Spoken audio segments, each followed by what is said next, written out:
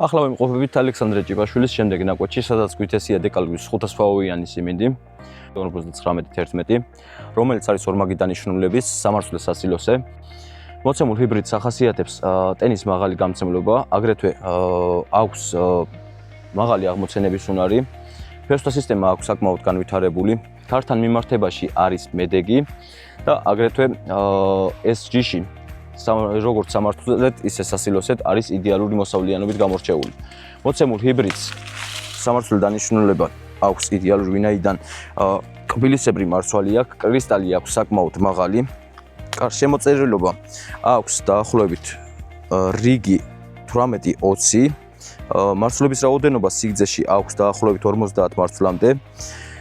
მოცემული ჰიბრიდი წელს სასილოსეთ უკვე ავჭრეთ, რომელმაც გაასწორა 55-60 ტონა ჰექტარზე.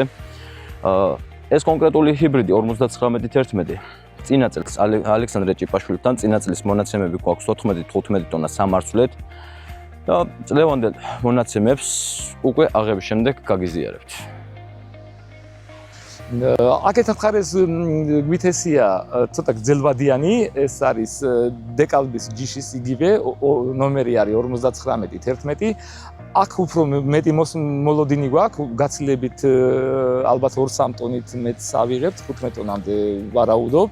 და გვითესია კიდე ასეთივე გრძელვადიანი ჯიში 58-12 ნომრით. იგივე დანიშნულების, იგივე ფაქტიურად, იგივე ფაოს ჯიში არის მეორე 58-12 ნომრით. ოღონდ 50 ფაოთია განსხვავება, ანუ ეს რო გადავიყვანო დღეების სადღაც ერთი კვირით სხვაობა არის, უბრალოდ ცოტა გრძელვადიანი იქნება.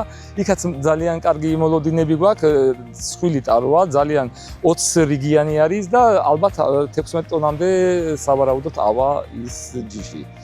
და დანარჩენს კიდე რა ვიცი აღება რომ დაგვიწყება, მე მოგძანდით ნახოთ და შევადარებთ რამდენი და როგორ და რანაირად გამოვა ზუსტი პასუხი რომ გაგცეთ.